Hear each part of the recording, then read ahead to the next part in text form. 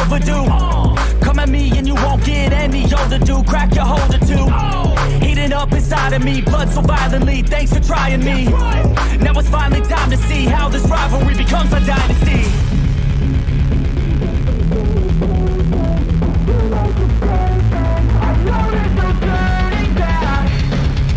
Oh God, adrenaline wasted. So mad I can taste it. I know there's no turning back. I'll do what it takes, I ain't making mistakes like that.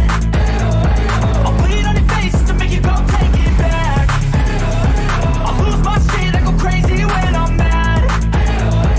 And now you go wish you would shut the fuck up real bad.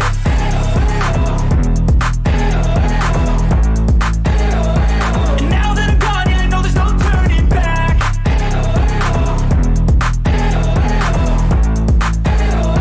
And now that I'm gone, yeah, I know there's no turning back.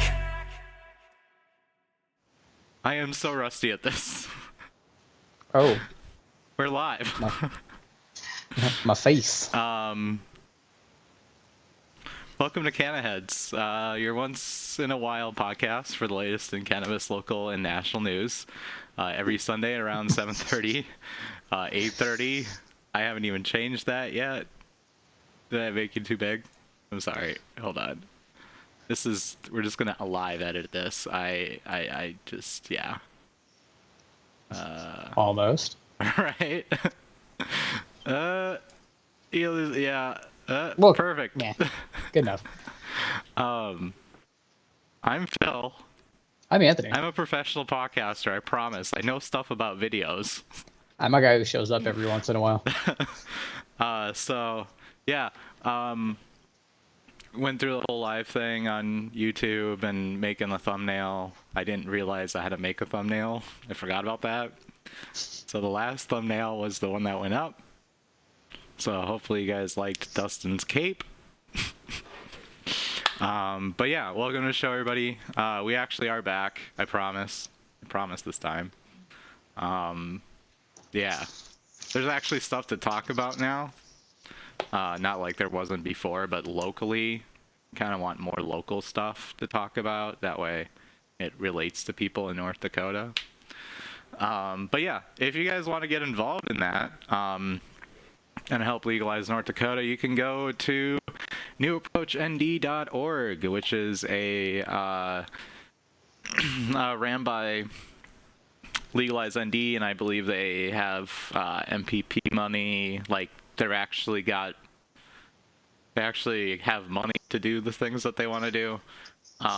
So obviously they still need help with people, getting signatures and stuff like that. And if you want to do that, they do have a paid petitioner thing. I'm not 100% sure if they're still hiring, but they do have that. And you can also sign. They seem to have taken my suggestions as far as a map for signatures locations. And actually, at the end of the day, it makes a lot of sense. It's 21 and older. You can have 4 grams of concentrate up to 500 milligrams in like a edible, and you can have 1 ounce on you. You can also grow 3 plants.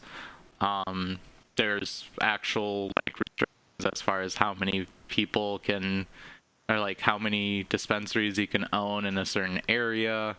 There's an actual like way of taxation, I believe, in this system, or as far as oh no, maybe there's not a taxation thing. I think that's that's for like legislative, but and testing and everything like that. It makes sense. Makes a lot of sense. So yeah, if you want to get involved or sign, go to their website, newapproachnd.org. I go to the /measure one just so that you kind of know what you're getting yourself to before you sign. That's in the chat. They'll put it in the description as well. This is how you know Phil is a brave traveler. He just allowed the ability of autofill on a live. Wait, what? You just allowed the ability for your address bar to autofill on a live. Autofill? Oh, this Yep. thing dropped down? That's brave. Well, there isn't anything bad on here, right? I'm just talking shit. I didn't even realize that. Yeah.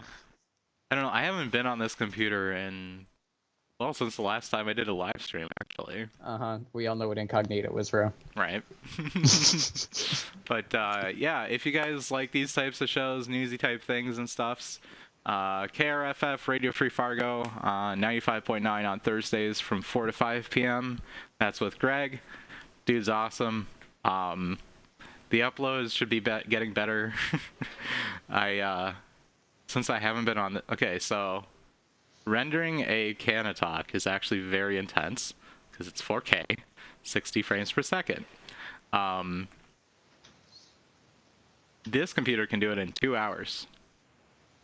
The computer in living room, which is now my gaming computer, is 8 hours. So I have to remember to turn it on and go to bed. So that's why it's a little late, but it's gotten a little bit better, and yeah, I gotta just kind of like kick myself in the ass and actually do things the right way. But yeah, let's get into news and stuff like that, and yeah, essentially we're going to talk a lot about the FDA. So the FDA has been in the news a lot lately. We're not going to talk about baby formula, but we will talk about what the FDA does when it comes to supplements and CBD and stuff like that. So the FDA had admitted that the agency has been slow to regulate CBD and is blaming it on Congress. But essentially, he acknowledged that the agency has taken little regulatory action on CBD products, despite the federal legalization of hemp and its derivatives. Most of the funds that they've spent was on CBD, but it's been spent on research to figure out what the risks are and the various uses for the different forms and different formulas of CBD. So like the Delta 8 was a big one that I'm sure that they're doing lots of research on. But essentially, smokable form, like the vapable form,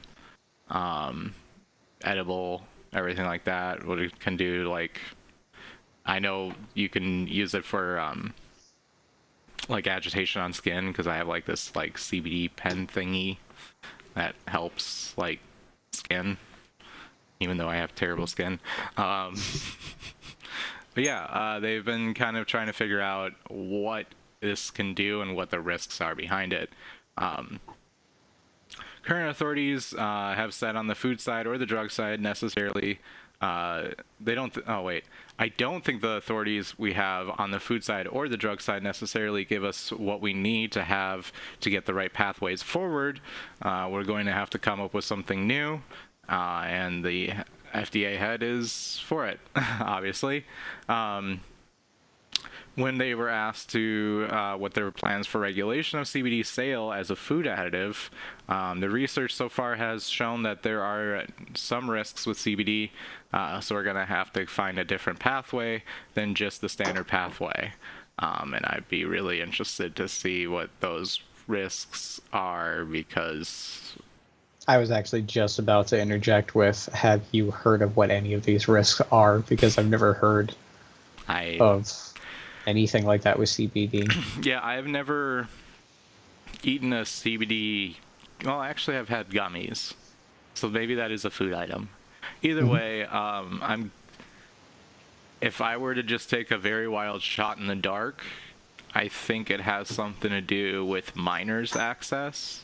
So, like, those gummies, they look like gushers, or, like, stuff like that. But at the same time, they have that as far as with vitamins as well, and you don't really see, there are some cases of it happening, but you don't see that many cases of kids getting in and downing a whole thing of Flintstones vitamins. Yeah. So that's the only thing I can think of.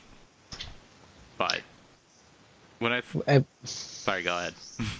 Well, no, because I'm skipping a little ahead in that article. Yeah. And it's like there's some real emphasis on that, and it's like, care to share, Care Bear? Right. Yeah. You can't go around saying, "Ooh, this is bad and it's gonna hurt you," and blah blah blah. When somebody asks why or how, you just trust us. Yeah. And yeah, that's what I was saying. Like, I don't think I've seen it, but I haven't sought it out for like CBD like brownies. I'm sure somebody's thought of it and somebody's done it, but like CBD isn't, as far as like when it comes to like something that will ruin your night if you have too much of. CBD is definitely not one of those things. So No. yeah, and at the same time, like, there's science behind like kids and seizures, and CBD access is an actual like thing, more for like the actual like the other form, the delta 9 THC, but in CBD there is also some benefits when it comes to that. Migraines, like, I'm not saying give all kids CBD, but I'm saying that if we're going to be talking about regulation and, you know, access and what the risks are, should make sense, and not, ooh, kids, CBD, bad, like, immediately. Well, that's the wild thing is, like, I've known at least 8, off the top of my head, 8 people that they tried CBD gummies with their children. We're talking like small children. Right. And it led to, and like, I know you hear a lot of people in the cannabis community talk about like, oh, it has all these benefits and whatever, but like from personal experience and personal report from people who wouldn't be trying to sell it to me. Right. I've never come across an adverse reaction. It's always been like stability behaviorally, regulating sleep patterns. Right. What was another one? Appetite. There was a friend of mine, their kid wasn't eating. And when they started consistently doing a gummy in the morning, one in the morning and one before bed, it's like, it was night and day with this kid. Right. You know what I mean? So I've never heard of anything but positive effects. Yeah. But again, I'm not a doctor. I can't sell that to somebody. Yeah. With those things. But it's like, I think it'd be hard pressed to find somebody that would be able to say like CBD made my kid sick, or, you know, caused them to freak out or anything like that. Yeah, and that's the other thing too, is if we are going to be doing that kind of research and all that stuff, I really, because it's already out there, like, I know that, you know, the whole vaccine and VIRS and everything was like all just a shit show, but as far as something like that, like the public can report either adverse or positive effects, that would give them so much more data that they can actually use. Yeah. Well, what's hard about the VAERS database is like the same thing with COVID, where everybody was like, there's so many adverse reactions, and blah, blah, blah. Well, I did the thing most people making those claims didn't do, and I actually downloaded the VAERS database. And I went through and I read at least 1,000 of them individually. Yeah. And most of them were like soreness at the injection site, redness, like what any other vaccine would cause, but because it was the COVID vaccine, that was just part of a statistic. Yeah. Well, as far as like having that open to the public, I think it would really help, as far as even if there is no provable adverse reactions, to actually explain anybody who has ever had it. Because I can already see if they're going to start pushing products, and with the way that they're going, which they're going to get into, more in a regulatory, as far as with like money for research coming in, and just classifying things completely that has never been done before, that's going to become like a national, like, attention seeking issue. So like, if they could just get started on that before it becomes a huge issue, it would be great, because I really do see it happening that way, where we'll get a little bit more into it, but what the FDA wants to do is they want to make almost all supplements, nutritional supplements, and just anything that anybody would take to being a actual regulated thing by the FDA. And with that comes a lot of money that manufacturers have to pay, like a lot of money, and that it's gonna really kill off like the lower, like the I like to think of it as like in the beer scene, like you got Bud Light, Busch, all these people, like they make billions of dollars, whatever. But then you also got like craft breweries that like we have one in Grand Forks. They have like 2 locations. They're like small. They can't pay $3 million. Like if they had to pay $3 million to release a product right now, they'd be dead. I think it's good. Governmental oversight over anything ingestible, I think, is a good thing personally. Yeah. But dropping it, that's the problem. You know what I mean? You can roll that out where it's like, you can start off with, you have to have, inspections. Yeah. Or whatever. You have to submit to yearly inspections. Then after 5 years or some shit like that, then you have to fall within standardization, or like within the first year. Yeah. After that, you have to fall within standardization for production, Yeah. So like, I think it's a good idea, but as long as it's like slowly edged into.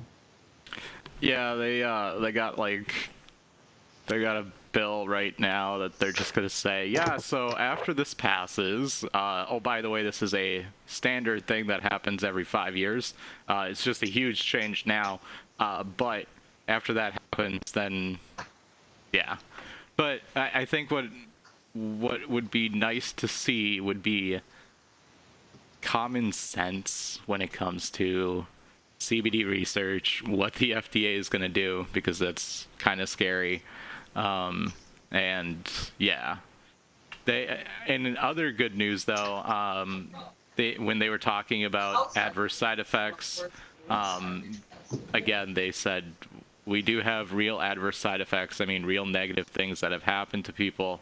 But the NIDA is doing a lot of research, and the head of the NDIA will continue to work with them, and they'll go where the science tells us to go, which I feel like is a very coded way of saying there's going to be changes.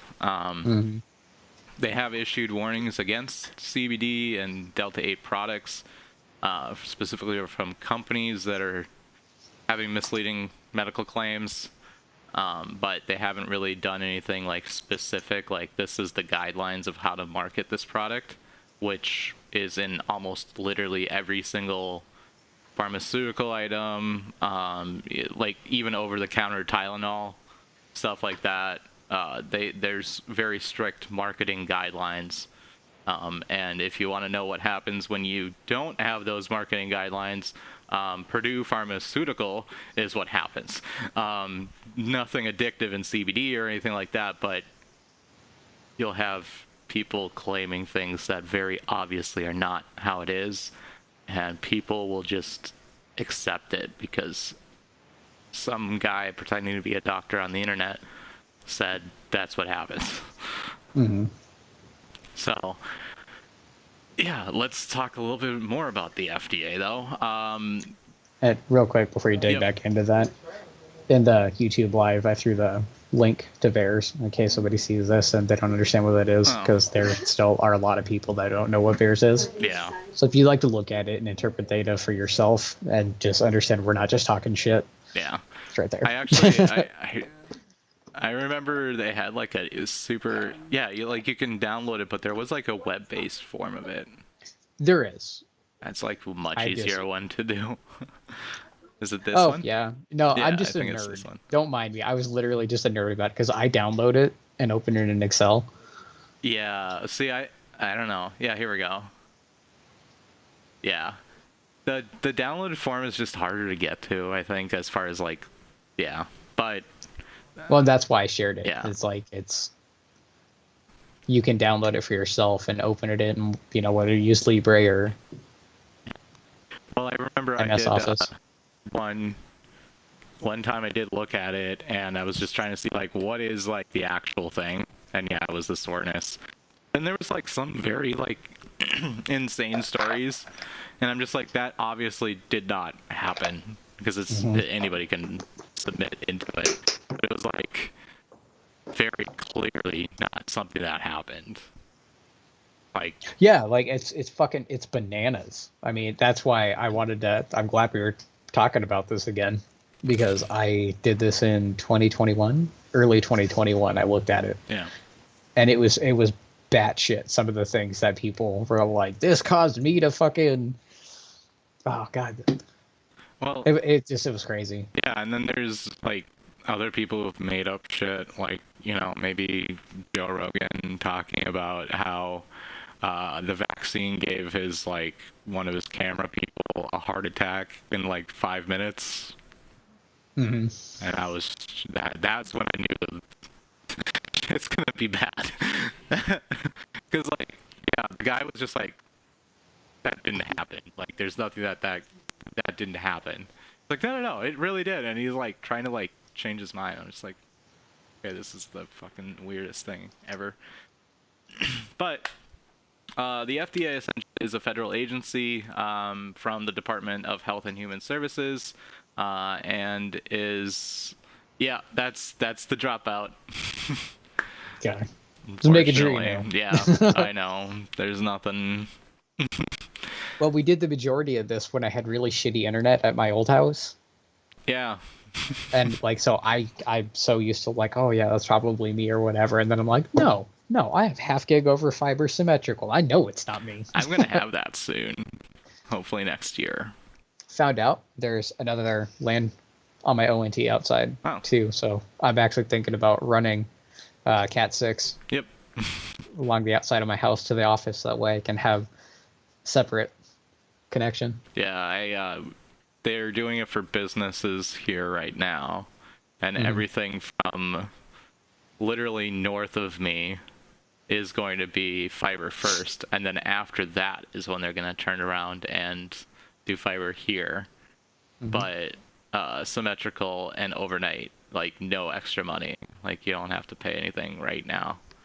And then once they I know we're way off topic, but I just got really excited about it because like I can't decide what I want to do, because I can either run it directly to my living room for my Xbox, which does not, it's not like I can, you know, SSH into my Xbox. I mean, I can if I do the dev kit, but whatever.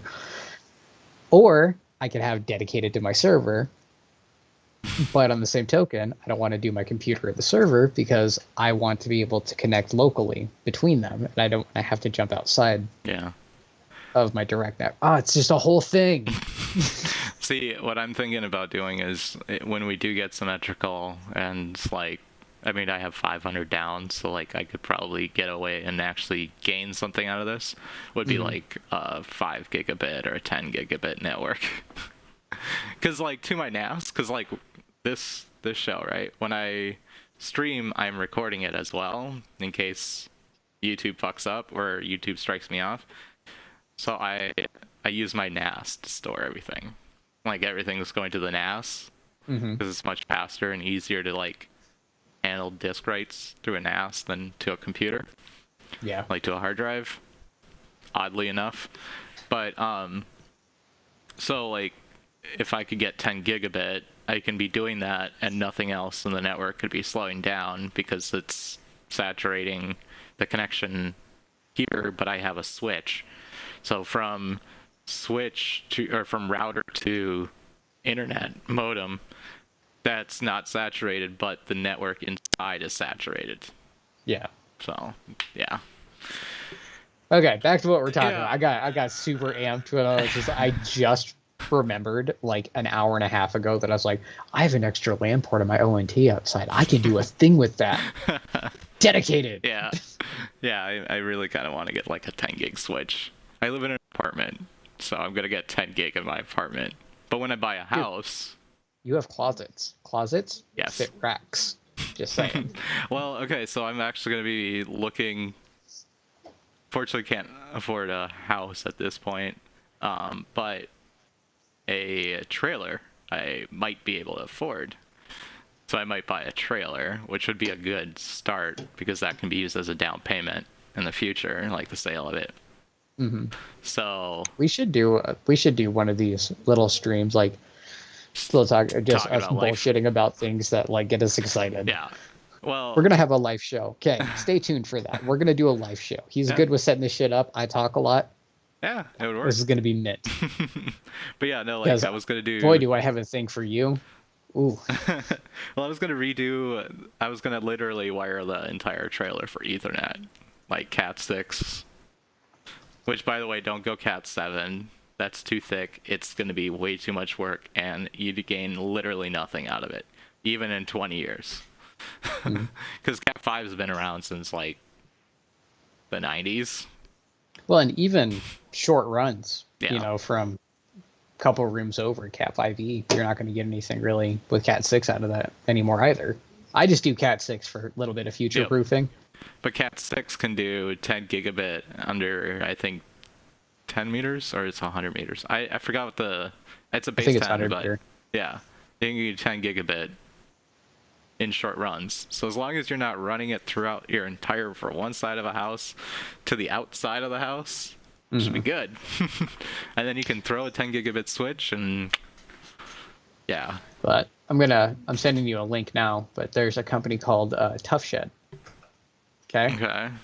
And some of these are multi-level, and like there's TikToks. If I find the TikTok of it, I'll send it to you too. But they're sheds. Okay. But with like a loft level and stuff like that, and people are making tiny homes out of these things. And we're talking like under $1,000. You can buy basically a whole house, like a tiny house, and all you have to do is like run your electrical, light plumbing, insulate it, and then drywall it. You know what I mean? It's incredible what people are doing with these things, and it costs next to nothing. And Beth and I have talked about doing one of these in the backyard as either like a little guest house or when my kid gets a little bit older. Yeah. Because it's my property. I could trench out electrical and data all I want, you know? Yeah, because I've seen people do tiny houses out of shipping containers. Like those really long ones. And see, like, I think it's a cool idea, like recycling wise, but in terms of like usability, because you still have to like frame the inside. Yeah, because it has no insulation. Yeah, and it's metal, so it's like if it's negative 30 degrees out, you gotta. And that's why I'm so skeptical. I live here. Yeah. I know what it's like, and it's like you would be basically in a metal can, and it's like if it's not thoroughly insulated down to seams, you're gonna screw yourself. But yeah, like I was thinking trailer, but that's the other thing is with trailers, you own the trailer, but you don't own the land on the trailer. So like, I have a backyard. Huh? I have a backyard. You're always welcome. That's what I'm saying. Like worst case scenario, if I wanted to go the super expensive but awesome route, buy the trailer, buy land, throw the trailer on the land, build a house while living in the trailer. Hey baby. Phil. He doesn't know it yet, but he's gonna build a tiny house in our backyard. As long as I don't have to pay for the internet, that'd be good. Oh, fuck no. No, I don't know, like, yeah. That's the other thing too, is like moving is gonna be very difficult. Because I literally, it's like, I have a dream job at this point. Like, I can do whatever the fuck I want. And if I wanted to get a raise tomorrow, I can. I can literally just be like, hey, you're going to raise prices like $20. You're going to give me that an hour. But no, like, yeah, like moving, I'd have to stay in town. And the cheaper land is on the outskirts of town. Yep. So it's just like, and the houses are so cheap, like out there, but in the city, yeah, you can. I mean, for North Dakota, expensive. Beth and I were just talking about it the other day. A friend of mine, I went down to Phoenix and stayed for a week to visit. Yeah. Or no, she came and visited me when I was living there. We went down to like the Coolidge area, which is like in between Phoenix and Tucson. Okay. And it was wild because we pulled in and it was like the cul-de-sac neighborhood, and it's like it looked like a Desperate Housewives kind of neighborhood, but like obviously much more tan because it's desert. Yeah. And I asked, I was like, I don't mean to be rude, but like, what does this cost? You know, brand new build, you know, and out there's a thing where when you build new, you have to like watch for scorpions and shit because you're disrupting, Oh. you know? So you'll see a scorpion run across this floor every once in a while. That's wild. It's kind of wild. Yeah. But I asked, I was like, how much did this cost? And at the time, houses were, I'd say like 2/3 of the price now, maybe even half of what they are now. Yeah. And she was like, yeah, 60 grand. And I'm like, how did you pull it? Mind you, these houses now are worth $500,000. Yeah. Easy. $500,000 to $750,000. Yeah. And it was because they were expanding. Yep. And in that expansion, they're trying to drive people to move there. Mm-hmm. Because when they build that neighborhood, you drive traffic of people want to move there. People talk about how they like it, whatever. Yep. That drives people to contract out even further. So you're expanding on that. Yep. The incentive of that alone got these people a house that they could flip Mm-hmm. for 5 times what they paid for Yep. it. An I insane amount of money, and then that drives people to want to buy it. Like, it's crazy. Yeah, there's somebody that I work with that he bought the land, built the house on, and I think he paid like $250,000, Mhm. and his house is worth like 1.5 now. It's Because he fucking- built it it's out like in the bananas. middle of bumfuck nowhere in Grand Forks, North Dakota. Like they were just starting the like neighborhood there, and then people built more and more expensive houses because it was much cheaper, and they knew that like, they were going to get a lot of money out of it afterwards. Mhm. So like, yeah, sitting with like a really awesome house is just like Jesus. But like, And the cool part is if you're new to it, you get to be grandfathered out of HOAs. yeah. Well, Fuck HOAs, by the way. so like, okay, but here's the other thing. Like, it goes the other way. So like in North Dakota, like or Grand Forks, for instance, $250,000 to $500,000. $500,000 will buy you a really nice house, like built in the 2000s, essentially. Yeah. Quarter will get you an older house, but still decent, good bones that you can like at least repaint and fix up, and everything's great. Okay, you take that money and you go down to the cities, for instance, like, St. Paul, Minneapolis. Yeah, that's gonna buy you a cardboard box on the side of a road. Like, Yeah. straight up. California, even worse. You probably get literally just a blade of grass. But like, it's just ridiculous just how housing markets are just literally all over the place across the entire like nation.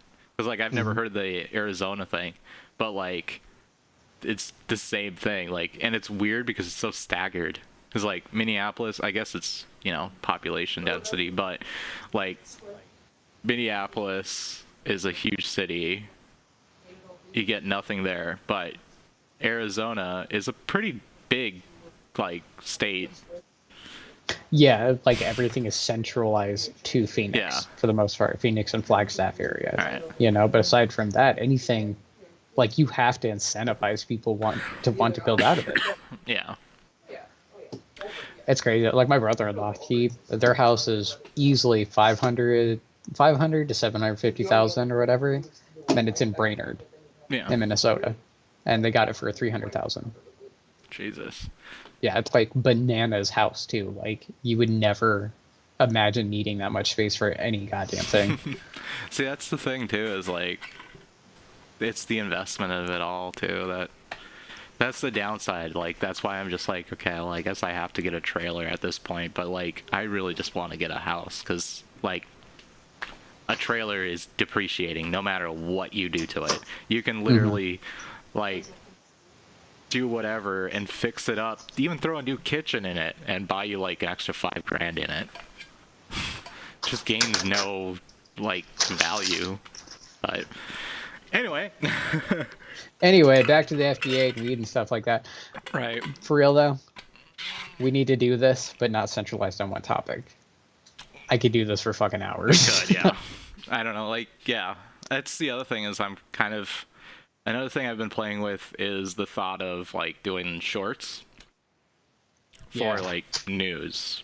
I did it for a day or two when Minnesota was trying to legalize, and that gained a lot of traction. I think a lot of people did like it, so I might start doing it. I just have to figure out. How. Well, and it's the TikTok kind of culture where it's like people are taking in their content in short bursts now. You know, like the whole Johnny Depp bullshit thing going on. I don't care about it. Like, I could give two shits about it, but I come across it flipping through TikTok, and it's like, I want to catch up on this, and I catch it at highlights. Yeah. You know what I mean? Well, like the one thing I don't like about TikTok as much as far as with this channel is you can't target it to a certain area. So like North Dakota is in the name in this one, right? So like targeting to North Dakota is extremely difficult. It's to like the For You page and everything like that isn't to states. It's targeted to like a certain topic and a certain like key term in your profile's algorithm, versus YouTube, because I've caught in a couple of really good ones too. Like I look up, because at work I look up repair videos and stuff like that. I get shorts for like quick, cool tips for repairs and like cool products for like fixing things, like for iPhones, for instance. It's so targeted that I like YouTube a little bit better than TikTok. Yeah. But it's also at the other side of it, and this is why I'm super interested in running a YouTube channel about cannabis, is because it's really interesting to see what you need to do to get around these algorithms. Like, I don't know everything about algorithms and the YouTube algorithm. Like, I haven't cracked the code, and there is no code. But if you were to put me up against another person at the same stature as far as knowledgeability goes, so like not Mr. Beast, because that guy just knows. I have no idea. He's probably the algorithm, but he's actually a genius. But he knows. The man owns fucking YouTube. Yeah, this guy literally throws in like $1 million into figuring out if a certain term works on YouTube or not. Like, he will hire editors, filmers, or like filmmakers, and everything like that, channels, about a single topic, a single term, to see if it works. And if it does, then he jumps into it. And that's the thing, is like, he's talked about how he does that. But like, here's a trick. This is a really, really fucked up trick that I'm sure is gonna get like closed off soon. If you say the word cannabis on YouTube, in a live stream, you're fine. On a recorded video, however, because of how the video is uploaded and encoded after you upload, it uses subtitles and captions to figuring out what the terms are and what the video is about. And it uses your description and your comment section. That's how its searchability goes. There's a tags section on YouTube. Does literally nothing. They even say, if it's a common misspelled thing, type it in here. Otherwise, you're going to get nothing out of it. But if you go in, and Adobe has figured this out as well, in Adobe Premiere, you can transcode, or you can transcode the video into a subtitle track, and it'll automatically use like recognition to write out the subtitles for you. And then there's a find and replace button. So if you type in cannabis into the find, and then you replace with trees, and you hit find and replace all, you won't get hit. I've done this project. I've done this. I do this now because I did it once, and I'm like, I wonder what would happen, because I kept on getting fucking age restricted.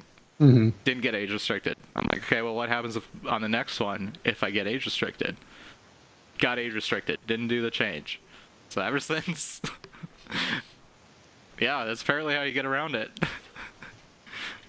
It's really interesting because, like, who would have thought that subtitles are how they figure out what a video is about, and what the searchability is. Like, how does a machine know what parts of a sentence are the actual searchable term that people would be looking for? You would have to have that data there, and you would have to have the data of the subtitle to figuring out what the actual terminology would be, and it'd have to, like, match it up.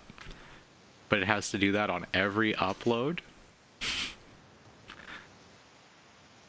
Like, I get Google's a big company and they had buildings full of data centers, but holy fuck.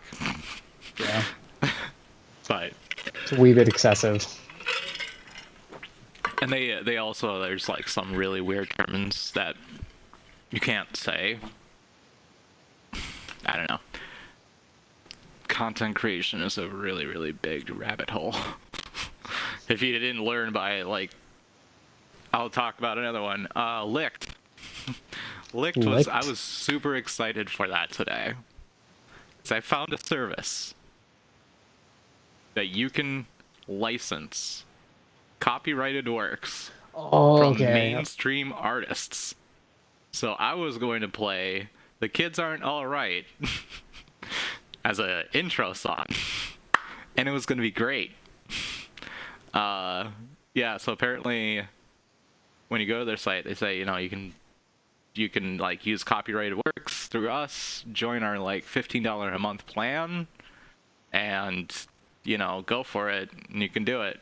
No, so the $15 a month plan is called Essentials. The Essentials is just a shitload of just stock audio that's just trash. However, you can license like actual like known music for $8 a video, which isn't much actually when you talk about like licensing music. But the restrictions are so out there. Like, I get you can't talk about like, you know, super like hardcore political facts or political like issues, because one of them is the politics. That's the one I always look out for, right? Like, you can't talk about like abortion, or like, you know, like you can't kind of ensue that a certain artist is for or against it by talking for them. Like, I get they are afraid of that, but it's all politics and all issues. However, if you're a news site, like a news one, like say us, you get around all that. What? Like, as if there's no bias in news reporting at all. I don't know. It's weird, and it's... Yeah, when you send me that list of restrictions, it's just like so basically you can talk about Teletubbies. Right. Yeah, like, here, I'll open it. There we go. So, this video, or this song, for instance, you can do it on YouTube. YouTube only. Can't do it on Facebook. Can't do it on Instagram. Nope, YouTube only. Can't talk about tobacco. You can't talk about firearm pornography. I get those. Military, that's a little weird, but okay. Charities, okay, I can get it. Religion, okay. Feminine hygiene products. Or politics. Can't do it on any of those. Okay, no, I think we need to have a serious discussion about tampons versus pads. Right? But you can't play the song during it. Like, okay. And this is also just kind of this is the reason why nobody likes, like, labels. Like, this right here is ridiculous. And the licensing, without this service, like, licensing a song can cost you like $1 million. Like, if, you know, a TV show or a movie or something like that wanted to license this song, obviously because their reach is higher, they're going to have to pay more for licensing and all that stuff. But that's not even, that's the sync license. This is a sync license. There's multiple different kinds of licenses, and you have to have multiple of them order to actually use them in a copyrighted work that you plan to actually protect. Like, yes, I plan to protect a copyrighted work. Like my copyright, I plan to protect it. I get that. But if you take it to court, they'll ask you, do you have the sync license, the track license, the instrumental license? There's like 5 different licenses. Because you gotta get the permission from the person who sang the song, the person who mixed the song and the artist, or in the label, the person who made like the instrumental, the writer. You have to have a different license for each of those. But yeah, this is why people hate like labels. I don't know what a vouch is.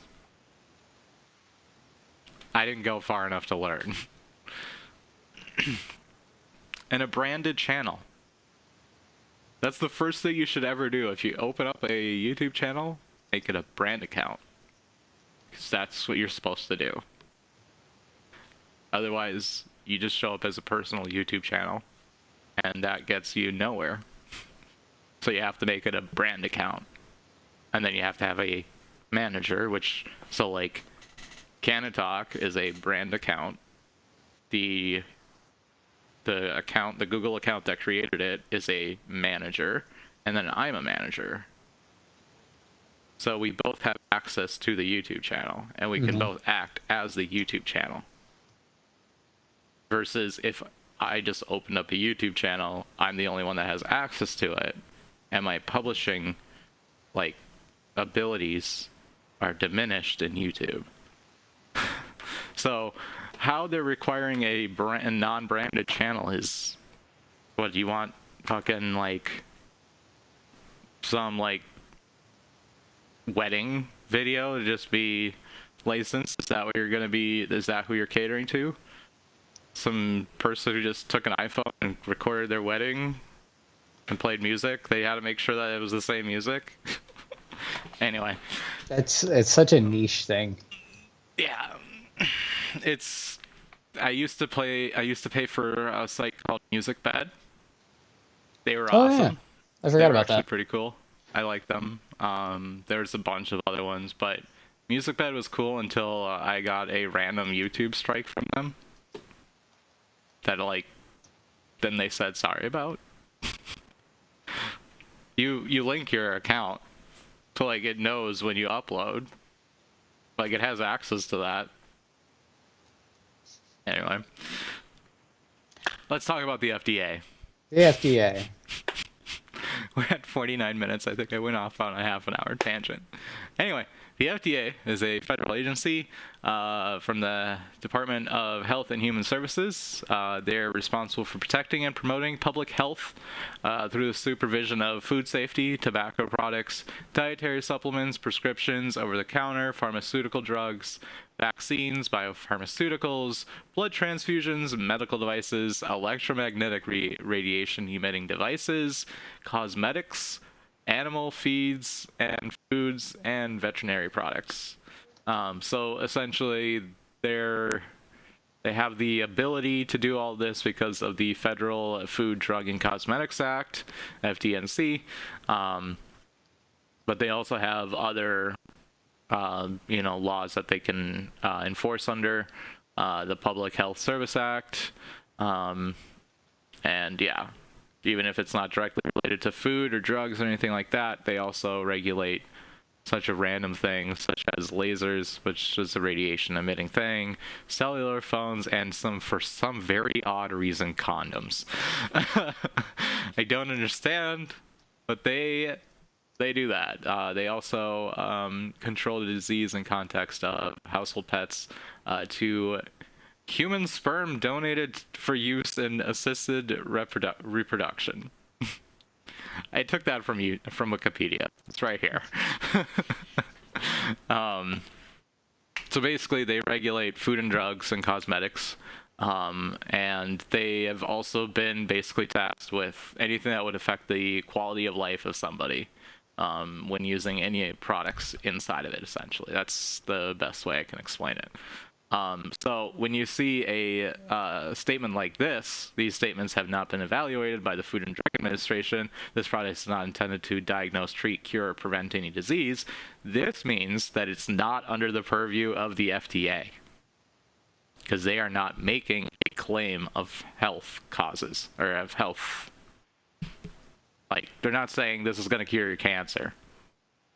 They're saying it has anti-cancer properties or whatever, but they're not saying this cures cancer.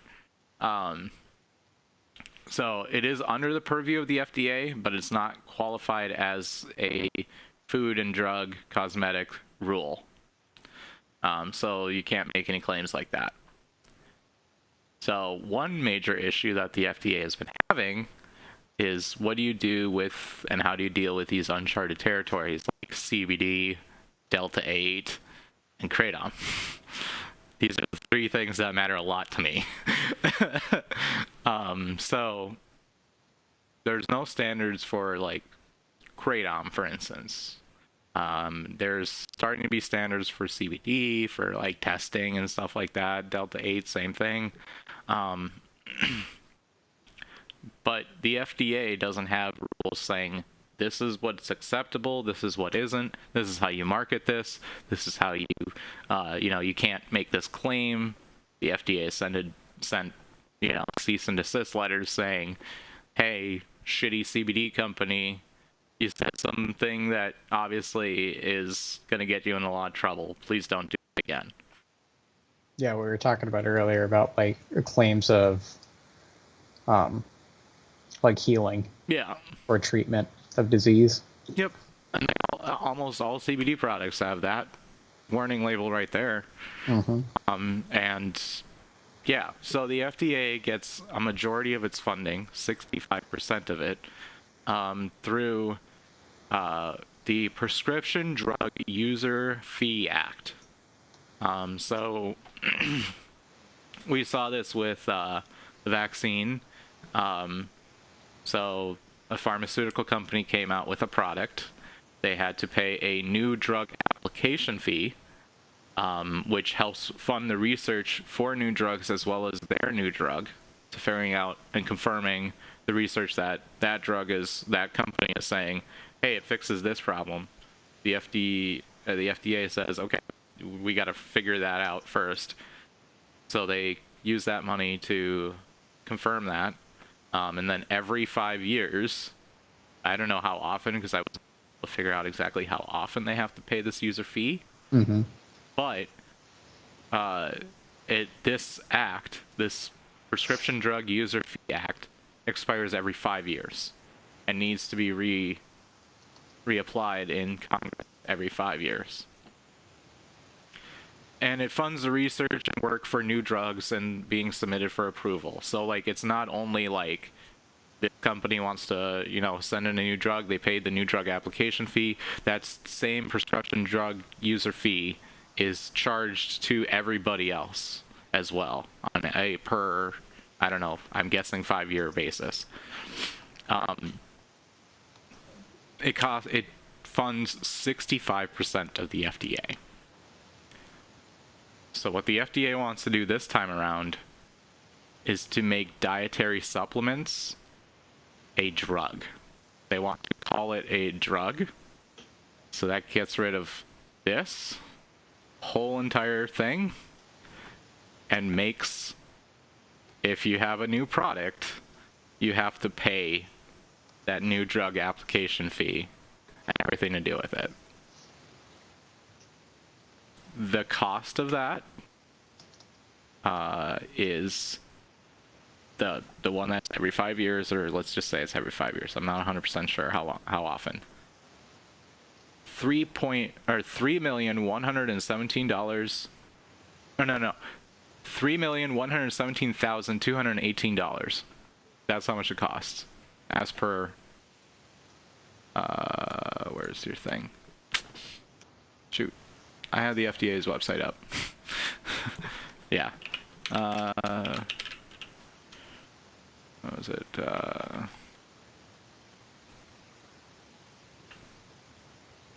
So essentially what they want to do is they the things that you buy like over the counter, like vitamins, they want to make that a drug, and they want to make companies pay this fee right here. So that's the fee structure. So this is if you need approved clinical data. This is if you don't have any clinical data to prove. So this is probably what a CBD manufacturer would have to pay, unless they're making a new claim, and then they have this program fee on top of it to be able to participate in this program. This is how much they have to pay just to participate. And this is how much it is when they have a new product. If, like, say a company is like, you know, they're doing CBD and, you know, they notice that they wanted to target more towards like epilepsy or like migraines or something like that, and they haven't done that yet, they gotta pay that on. I don't know anybody. I have a couple people that make CBD. They're not huge. They're in Minnesota. They grow and they convert it into CBD. They make a decent living, but they do not have $3 million. In fact, it probably cost them about $500,000 to actually start the operation, and the licensing behind it. So this is another licensing that they have to pay if they wanted to sell CBD on a large basis.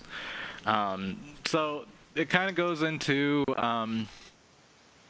the calling it a drug. It was a discussion draft that was filed under the FDA Safety and Landmark Achievements or Advancements Act, which is just kind of a reinforcement of this law, which is legislation that would reauthorize FDA's prescription drug, generic drug, biosimilar, and medical device user fee agreements. Is a proposal to establish a mandatory product listing for dietary supplements that was also introduced by Majority Whip Dick Durbin and co-sponsored by Senator Mike Braun. Bipartisan issue. Democrat and Republican are in on this. So it's not like it's a Democratic issue or a Republican issue or anything like that. It's not polarizing. So dietary supplements aren't drugs, in my opinion. So yeah, Congress or anyone supporting legislation that would only add cost to consumers, because this is going to go on to consumers. They're not going to like just eat that. Mm-hmm. So nothing comes free when it comes to pharmaceutical or government. Yeah. And the thing is like some of the like the vitamins, like I'm not saying all vitamins are useless, but some are specific towards specific like deficiencies. So like there's people who need like vitamin B shots and stuff like that, and I'm guessing that's a little bit more regulated, and they've probably already had to go through this because it's probably a actual formulated drug. But some people, you know, can't afford that, so they go to a grocery store and buy like a vitamin B supplement. That's going to raise the cost of that. Majority of this, and this is how I've learned about this, is through Kratom. Kratom is one of those things where it's a supplement. There's a group of people that I'm warm and cold to, called the American Kratom Association. They feel the same way about him too. They don't know who I am. There's only a couple people that like have interacted with me, but they're very alarmist. So when I first heard about this, I was like, oh, this is just another one of the FDA is trying to fuck us scenarios, because that's all they talk about. The FDA is trying to fuck us. The FDA is trying to fuck us. But then when I looked about it, and I'm like, you know, this only doesn't affect Kratom. This affects like CBD, Delta 8, which is getting outlawed in states left and right but which I have good news about. But That's why we're here. yeah. So essentially, yeah,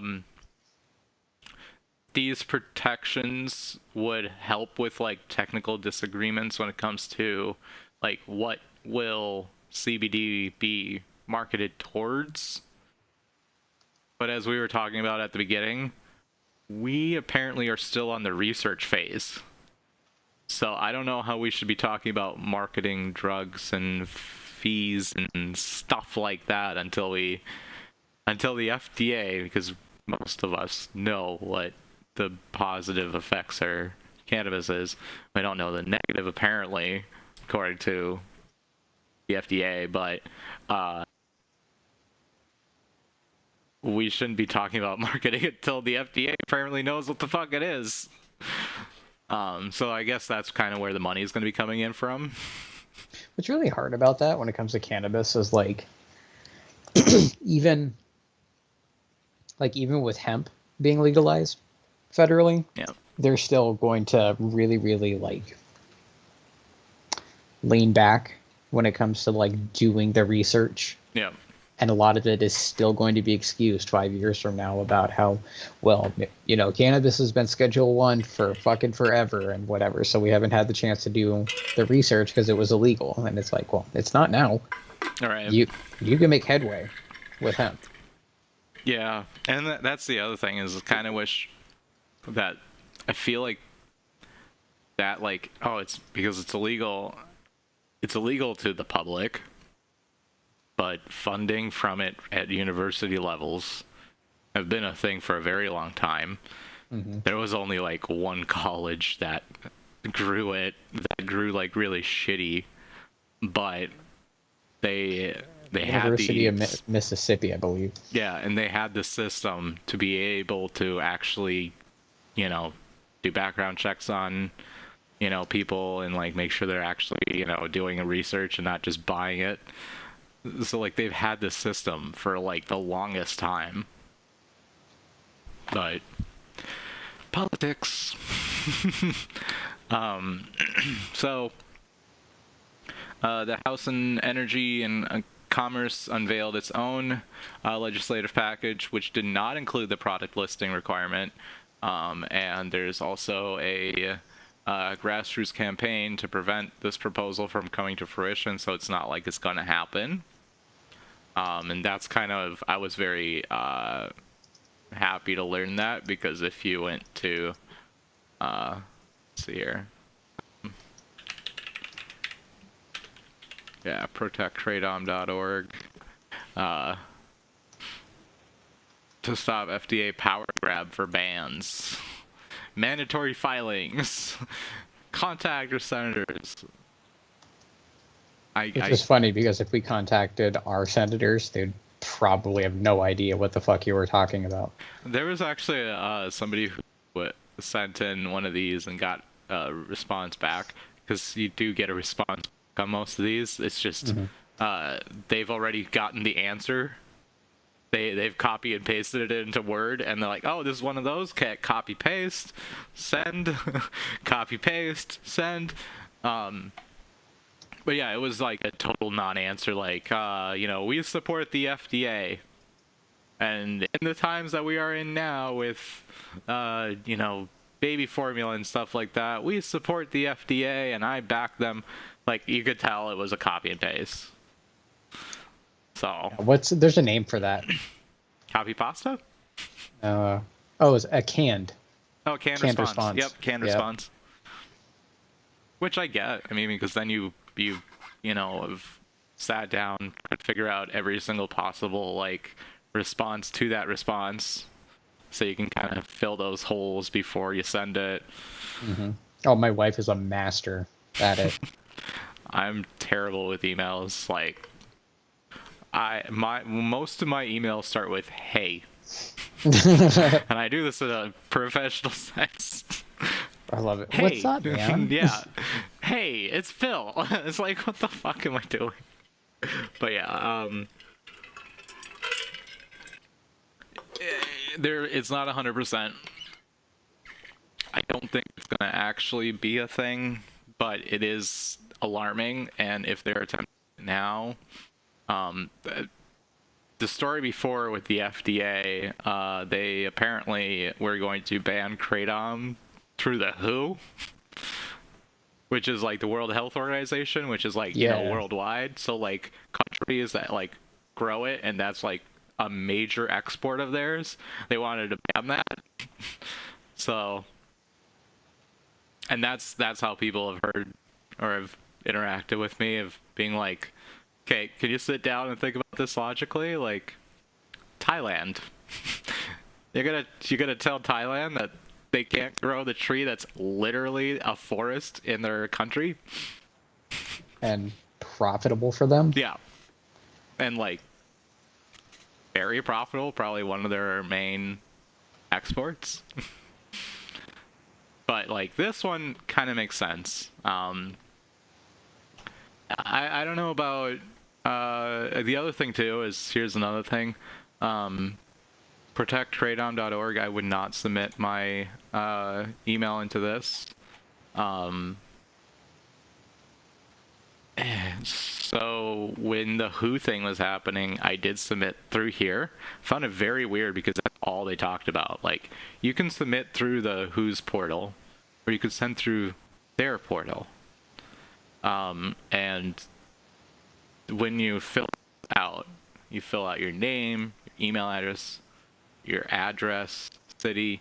They used to ask for your phone number and your email. They still already do. Apparently somebody that was working at the AKA had access to this database, downloaded everything, and pieced out and started spam texting people to try to sell kratom to them. That's awesome. So like, I found it very weird that they're still using this this website and this domain. Like, if I were them, I would have ditched this domain a long time ago. And I actually have the text messages still. And yeah, it's the fact that literally somebody ran off with, like, I mean, I don't think they were targeting me, but like my docs is a little concerning. Mm-hmm. And apparently I'm dropping frames now, so that's neat. Let me just kind of drop that down. Just weird that I can't. Get your shit together, Phil. Jesus. I know. Just professional streamer. So. We're the professionals. But yeah, essentially what they want to do is they want to call CBD Delta-8 kratom a drug, which will fall squarely on the FDA's purview, and it will help with the argument of we need more research. It'll greatly reduce small vendors from bringing their product to market. Which I don't necessarily think that's an awful thing. It is so, when it comes to CBD, everything is just so saturated still. It's fucking crazy. Like, we need to pull it back a little bit on that one. Yeah, but at the same time, not kill all the small guys, you know. At the same time, like, there's a lot of like resale in the kratom market, for instance. You'll have a major importer, so somebody who gets it overseas. Mm-hmm. Then you'll have a packaging person, so they'll buy that major import, like half of it, and then they'll repackage it, they'll test it and do the repackaging and everything like that, and then they'll turn out their own product. So it has like steps. So in this situation, the person who imported it, tested it, or who used an importer but tested it, product, or made packaging and everything like that, they're the ones who are on the hook for it, versus the importer who's just reselling it to, you know, somebody else in the country and not selling it as a product to like multiple people. I don't know. That's what I'm saying. Like, it boils down to what's the happy medium. There has to be some sort of balance. It can't just be a wide open market. Right. Because, you know, again, that's it's crazy how saturated the market is when it comes to CBD products. Oh, I know. I there's like 5 different CBD products at Hugo's right now. Mm-hmm. Just, Yeah, our pharmacy started selling it, and it's like it has really nice packaging, and one would assume that it was a well-regulated production. But on the same token, like, what's the oversight? Who's overseeing that? yeah, it would be nice for that, but I think $3 million is a little sharp. Yeah, that's what I'm saying. There has to be some sort of medium. Yeah. Yeah, and it also kind of like, it's, you kind of want people at the end of the day, like, if it says it's going to, if it helps, with a certain ailment, you kind of want it to be proven. And the other thing that I think it also targets is MLMs. For instance, this is a proven lawsuit, by the way. They made like claims that it helps, like weight loss and stuff like that, but it causes liver injury. And that's the second biggest supplement manufacturer in the U.S. Herbalife. And they're an MLM. So, like, if you've been in Herbalife, you are getting scammed. You probably know about that by now. Which is funny because I don't know if it's still open, but we at least had an Herbalife store here. Mm-hmm. I had a buddy that did it too. Like, and the dude made a killing. A lot of those stores, the way that they make their money is based on getting other distributors because it's an MLM. Mm-hmm. So being like, yeah, I'm gonna open up another store. Do you want to be a manager of my new store? You have to invest in it and everything like that. You can go off on your own, and I'll be your district manager. And they make a shitload of money that way because then they got a downline. So at what point are we going to be like, fuck it, we're going to take advantage of people? So let's go full cap in them. Yeah, MLM of CBD. I think there was an attempt at it. Or maybe already we're going to do it. We're going to go in full capitalism. And usually if you're like the first, like if you start an MLM, what was it, Lululemon? They legitimately had like fucking like a battleship or something. There's like this ginormous ship that they like owned, and like this ginormous skyscraper and everything, all from fucking pants. Like yoga pants. Lululemon. That was a whole thing. There's a Neffex documentary about it. Or was it Hulu? Might have been Hulu. It's a good documentary. Should definitely watch it. But yeah, like Herbalife and all of these, I'm trying to remember what the other one. It's the one that you see on every single shelf. It's a yellow bottle, Nature's Way or something like that. Yes. I'm not 100% sure, but I remember hearing something about like you don't know where your supplements come from, and they had Nature's Way down. I don't know what happens if I Google it. Nature's Way. Just gonna look up Nature's Way, and then I'm gonna go into news. Going facility. Maybe their Wikipedia will say something.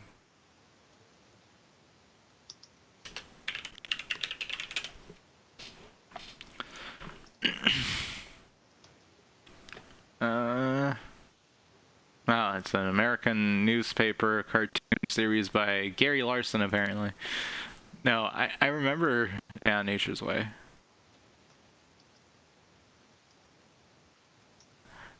I just remember hearing something negative about it. I don't really know for sure what it was about, but, yeah, like, they're not really affected by this. Like, if Nature's Way had us, spend $3 million per product line that they got, they won't give a fuck. But like, and there's no like, I guess, boutique supplement vendor. All I know is I don't know how much money like my Kratom vendor makes, right? I don't know that, but I'm a pretty fucking sure that they probably don't have $3 million to send right now. It's just a wild estimation, but that's what I'm saying. Like, and that's, I guess, if you're saying like, you know, it's for clinical data, but at what point do you, who figures out if you need clinical data or not? Right. And And then, that's the thing, is like, just, it's complete and total lack of oversight, but you can't ruin somebody for the oversight. If you're expecting to like market to people that, like, in America you can succeed, well, then the American government absolutely bends you over. yeah. And it is, that's what I was saying, like, it is a double-edged sword, because, like, how would Herbalife, I don't know too many people who've been in it, but I know people who've been in MLMs, and if there was a way somebody could legitimately destroy an MLM from just bankrupting them, I would be 100% for it. Yeah. However, fuck those things. It has to be very targeted in that situation, because this is like a blunt sword at that point. But yeah, I don't know. Good news though, Delta 8 products are actually federally legal according to an appeals court. So somebody should let, you know, all the states that have banned it know that this is a naturally occurring substance in hemp. And we're not talking, that's the thing.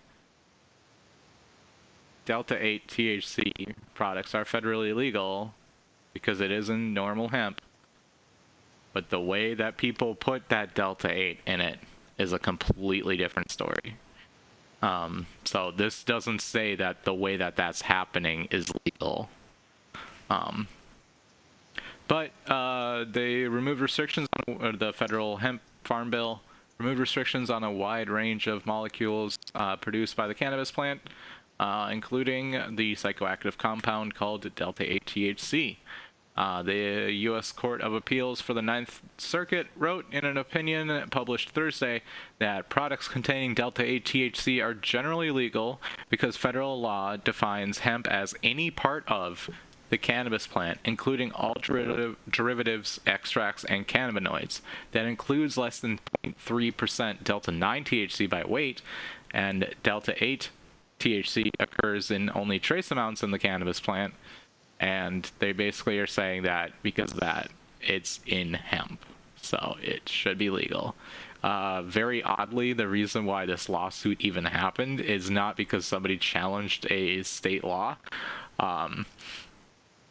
Boyd Street Distro responded, the Ninth District ruling stems from a dispute over alleged trademark and copyright infringement that hinged on Delta 8 THC's legality.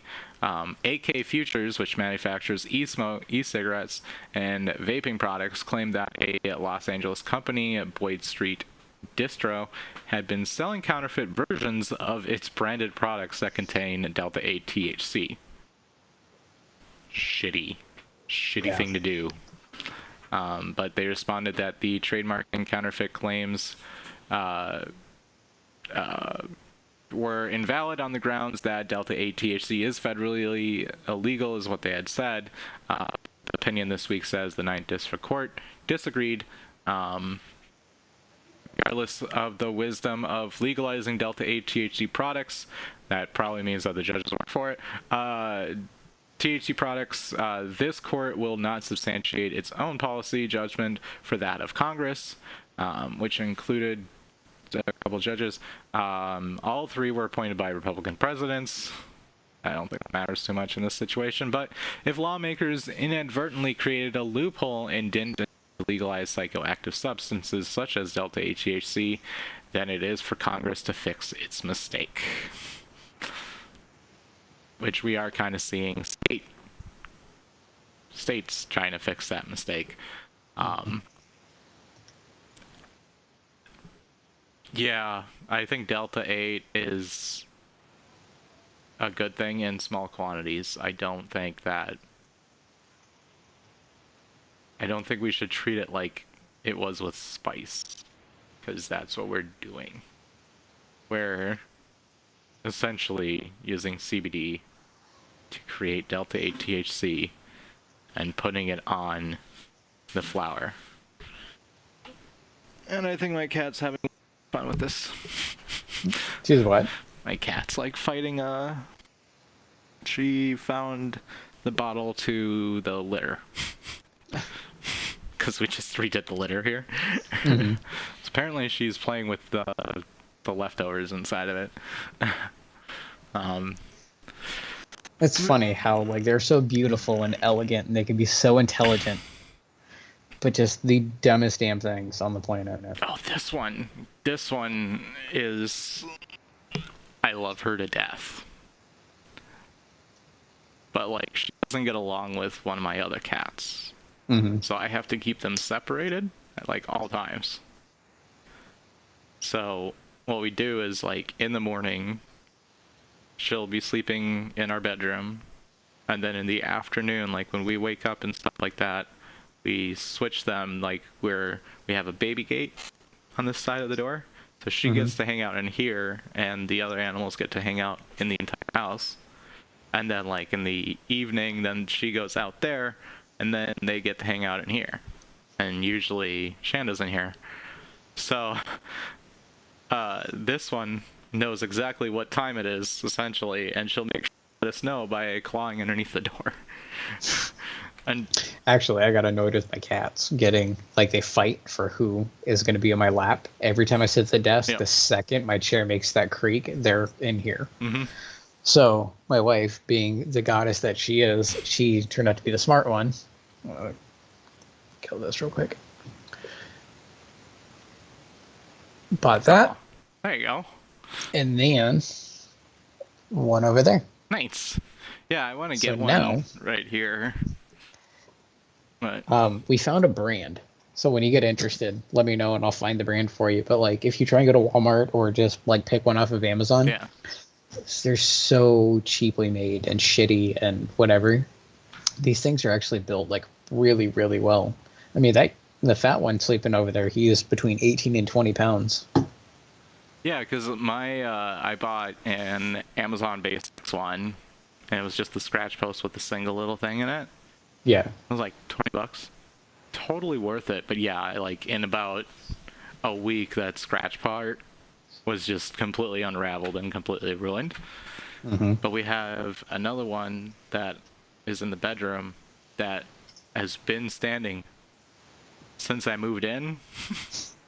Like the damn thing is fucking indestructible. And then I found some guy in Grand Forks that apparently builds scratch posts. I was just looking up the video for that. I found one on TikTok, of course. Yeah.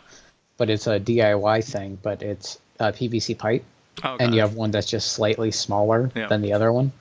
And then you can expand it to your roof. I Yeah. mean, if you really want to get great with it, you can buy like industrial spring and put it in there if you really wanted to. Yeah.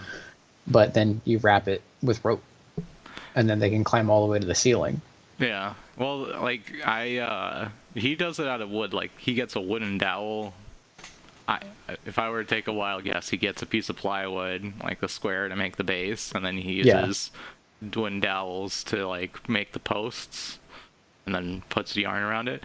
But I learned with PVC pipe that I should never do PVC stuff, because I have, and I've actually used it on this channel too, which is hilarious, but one of my lights that I think I've shown you this, it's a PVC structure Yeah.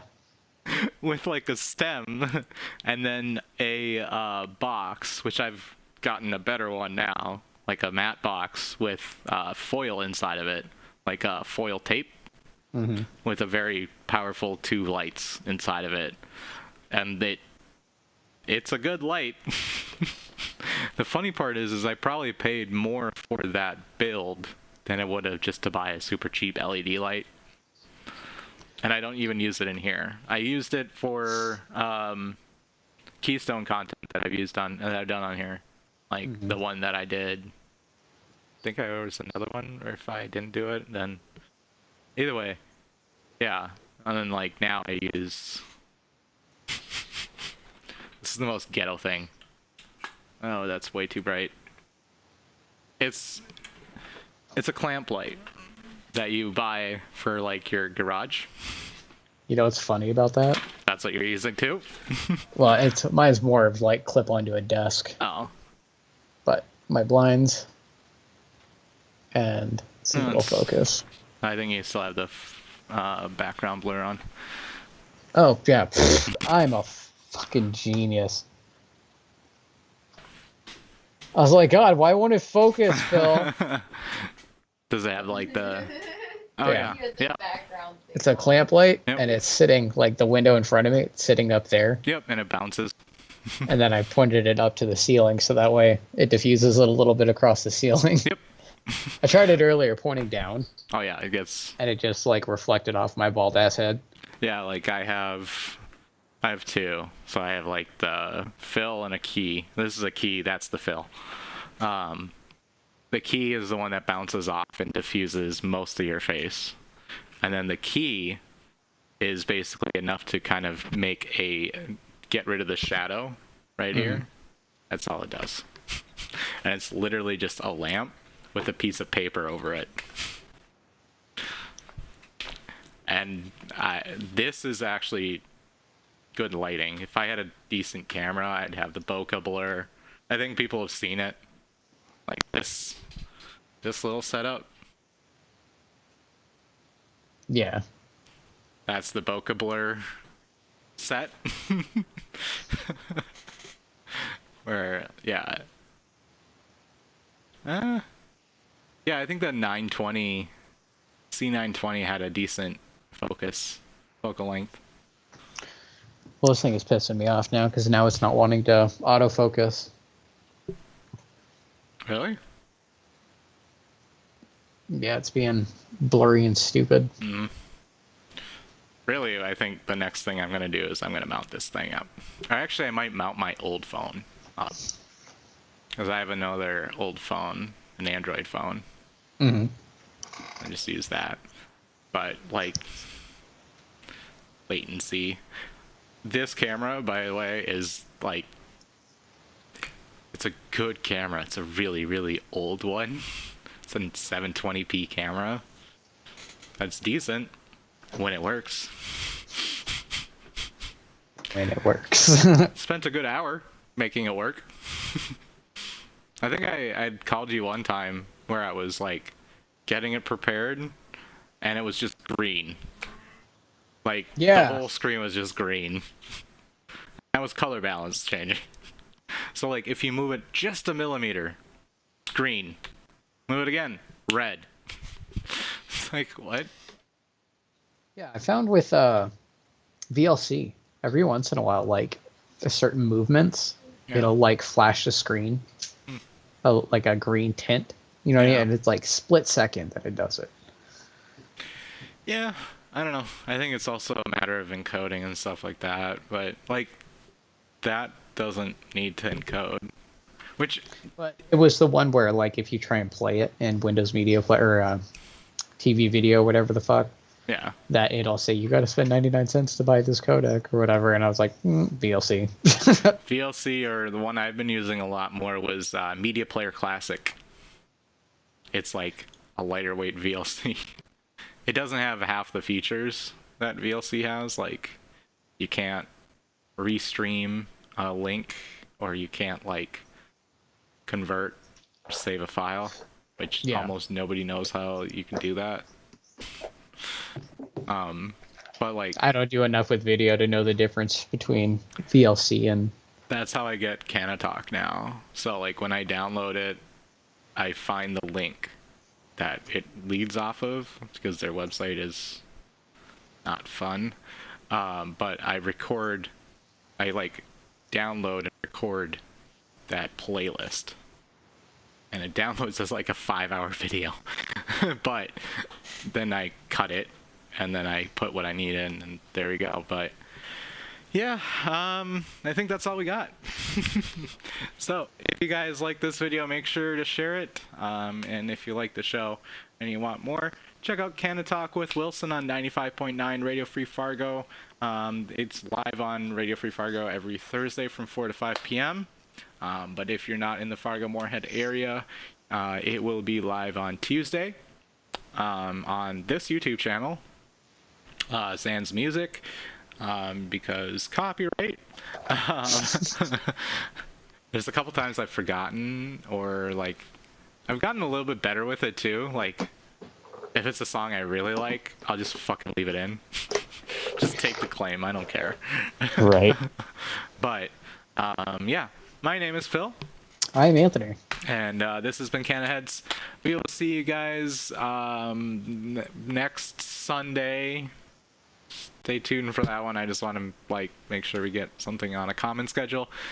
But yeah, I gotta find my exit screen. I don't have an exit screen. Okay, cool. We'll just get rid of the starting soon part and see you guys.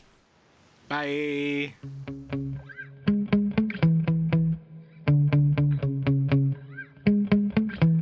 Yeah. Sometimes I get so mad, there's no control in me. My thoughts get so bad, I'm like, I might grab a bat, I don't know. My wrath, my blood boils over like, oh God, here goes. I lost all feeling from my head to my toes. You said some shit that I can't let go, so just stay tuned for the rest of the show. So have you ever felt betrayed?